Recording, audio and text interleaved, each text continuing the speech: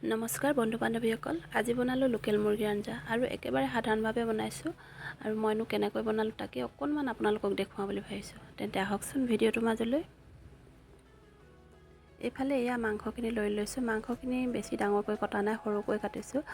এইফালে এতিয়া ধুনীয়াকৈ এইখিনি মছলাসমূহ মই ইয়াতে মিক্স কৰি ল'ম। জিৰা, ধনিয়া, ৰেড চিলি আৰু মিট মছলা, হালধি, লগতে অকণমান মিঠাতেল দি দিছোঁ আৰু পিঁয়াজ কেইটুকুৰামান দি ভালদৰে এইখিনি সানি অকণমান সময় ৰাখি থৈ দিম। যিহেতু মই মাংস একেবাৰে সাধাৰণভাৱে বনাওঁ, ইমানো বেছি মা মছলা দি নবনাওঁ, কম পৰিমাণে দিওঁ মছলা। এইফালে কেৰাহীখন পাতি লৈছোঁ আৰু এইফালে এয়া আলু, আদা, নহৰু, জলকীয়া এইখিনি মই যোগাৰ কৰি ল'লোঁ।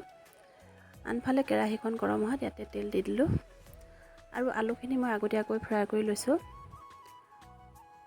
আলু যিহেতু মই অকণমান সৰহকৈ দিছোঁ, আপোনালোকে কমকৈ দিব, নিজৰ কথা। মই আলু অকণমান বেছিকৈ খাই ভাল পাওঁ, সেয়ে সৰহকৈ দি লৈছোঁ।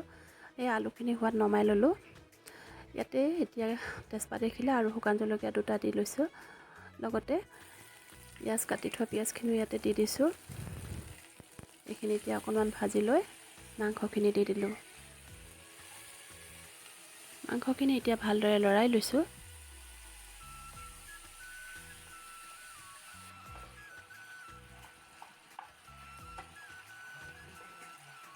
ইয়াত যিহেতু মছলা দিয়াই আছে, ইয়াতে এতিয়া সোৱাদ অনুসৰি নিমখ দিলোঁ, অকণমান ৰেড চিলি গুড়া আৰু হালধি দি দিছোঁ আৰু লগতে এইফালে পিচি থোৱা আদা নহৰু পেষ্টটো দি দিছোঁ। মছলা যিহেতু মই কম পৰিমাণৰ দিছোঁ, আগতীয়াকৈ অলপ অলপ দি এনেকৈ সানি লৈছিলোঁ।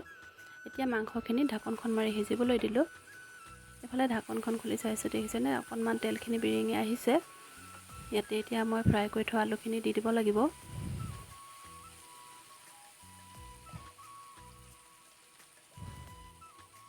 ইফালে ফ্ৰাই কৰি থোৱা আলুখিনি দি দিছোঁ।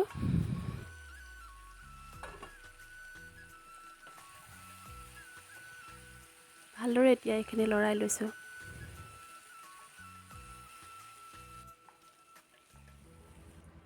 ইফালে এতিয়া অকণমান পানী দি ঢাকনখন মাৰি ভালদৰে সিজিবলৈ দিম।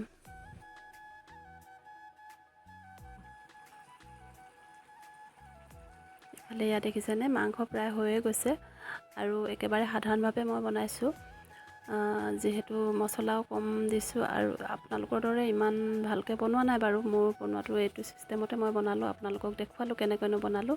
লগতে অকণমান মান ধনিয়া দি দিছোঁ। যিহেতু ঘৰত এনেকৈ খাই ভাল লাগে, বেছি মা মছলা দিলেও ভাল নালাগে, কম পৰিমাণৰ দিছোঁ। আৰু আজি মোৰ ৰেচিপিটো কেনেকুৱা লাগিলে জনাবলৈ নাপাহৰিব। তেন্তে আকৌ এটা ভিডিঅ'ত লগ পোৱাৰ আশাৰে আজিলৈ আহিছোঁ।